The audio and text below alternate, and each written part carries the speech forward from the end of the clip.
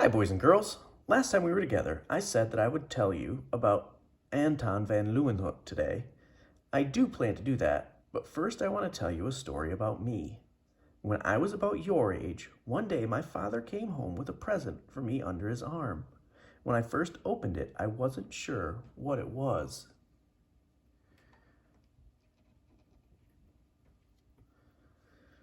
It looked like this. Do you know what this is called or what it does? My father explained that it was a microscope. That was nothing I'd ever dreamed of wanting. I spent most of my time playing outside and could barely sit still to read a book. Why would I want this funny-looking instrument? You were so curious about everything, I thought perhaps you'd like to see what a butterfly wing looks like close up, my father said.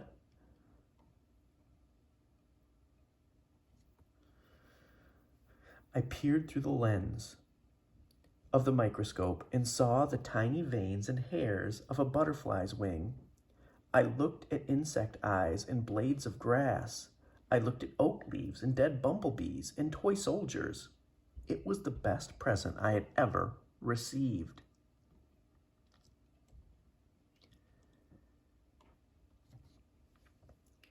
Have you ever used a magnifying glass? Who can tell me what a magnifying glass is used for? Yes, it magnifies objects or makes them look hundreds of times larger than what they really are. It shows things that are too small to see with the human eye alone. Sometimes people use magnifying glasses to read really small print or to find splinters buried deep in the skin. Well, a microscope is a lot like that, but much more powerful. So what does that have to do with Anton van Leeuwenhoek? Well, just like me at 7 years old, the year I received my first microscope, Anton was very curious.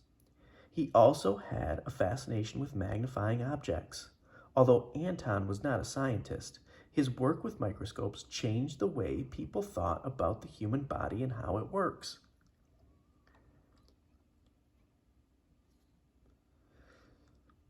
At 16, Anton began working in the textile business. Textiles, cloth. His shop sold cloth, buttons, sewing supplies, ribbons, and lace. His customers were very particular, expecting the very best textiles or cloth for their suits and dresses.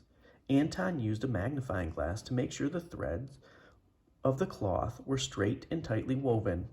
His customers appreciated Anton's careful observations. When he was about 30 years old, Anton took a trip from his home in Holland to nearby England. There he discovered a book called Micrographia, meaning small images.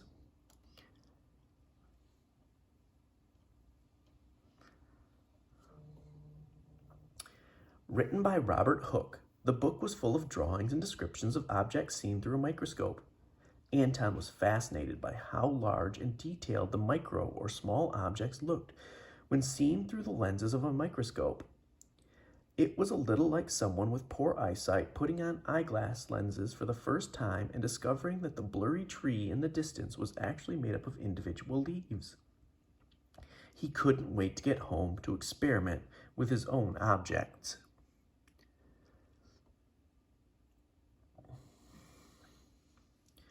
Upon his return to Holland, Anton began to build his own single-lens microscope. Single lens means it only has one lens. He shaped his lenses very carefully, grinding them down with sand and polishing them smooth with putty. Anton's simple microscopes magnified objects from 50 to 200 times their natural size. Anton had been interested in science and nature ever since he was a boy, and now he had the opportunity to study nature at a much closer range. He carried squiggly worm-like insect larvae around with him in his pocket, eager to watch the entire life cycle of insects with the aid of a microscope.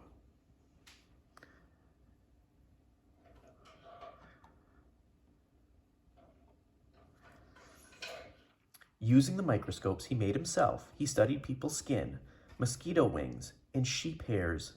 He observed duck hearts, fish scales, cow eyes, and water bugs. What a strange man, others thought. But this patient man was driven by his curiosity and he wanted to learn more. He never lost interest in the scales or on a gnat's wings or the hairs on a fly. He looked at the same things again and again, comparing, measuring, and recording his findings.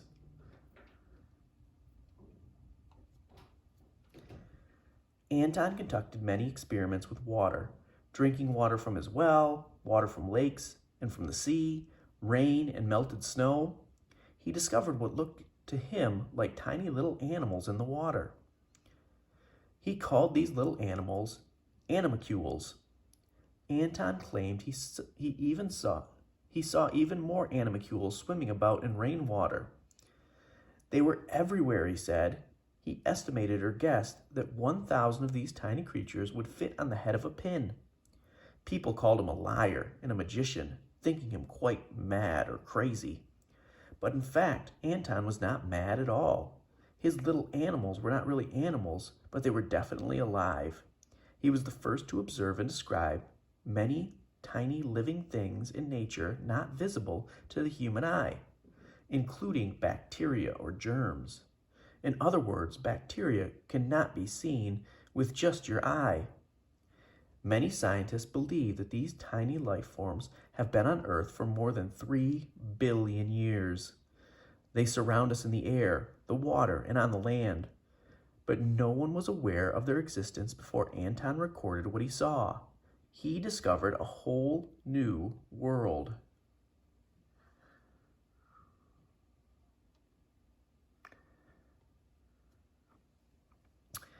Ever curious, Anton began studying the saliva from inside of his mouth.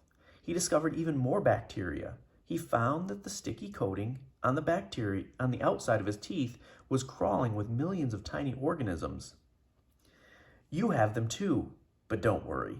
They won't hurt you. We'll learn more about them on another day.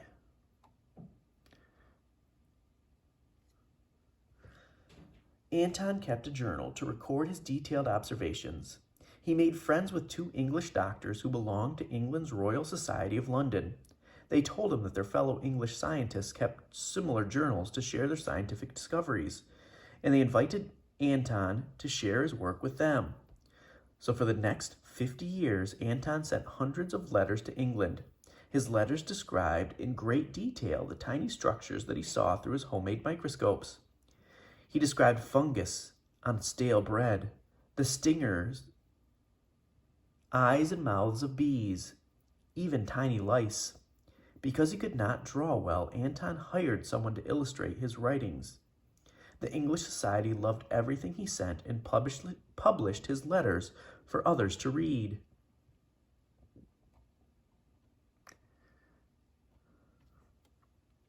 Anton van Leeuwenhoek did not invent the microscope, nor was he the first one to use one, but he used his own simple microscopes more than most people of his day.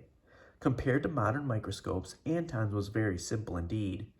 It was even more simple than other microscopes used in his day. The entire instrument was only 3 to 4 inches long and had to be held up close to the eye. Anton's microscope used only one lens.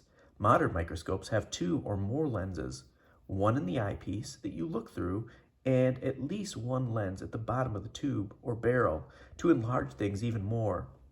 Today's objects are put on glass slides to be viewed. These objects remain in one place.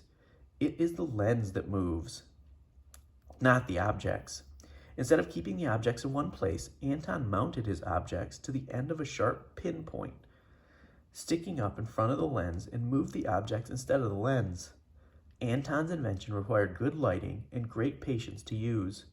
His lenses were the clearest and most powerful lenses of his day, but he never shared his secret for creating them. No one came close to matching the quality of Anton van Leeuwenhoek's microscopes for more than 100 years after his death. Of the 400 to 500 microscopes that Anton is believed to have made, no more than 9 exist today. Anton is one of my heroes because he was the first person to describe bacteria, tiny living things not visible with your eye alone. And his discovery of bacteria made it possible to see other small living things, such as the small building blocks of all life on Earth. As a nutritionist, I'm fascinated by how the human body works and the tiny building blocks that make up the human body. The next time we meet, I look forward to teaching you about the amazing body's amazing building blocks. Hope you guys enjoyed that. Got a neat activity for us to try after this. See you guys in a little bit.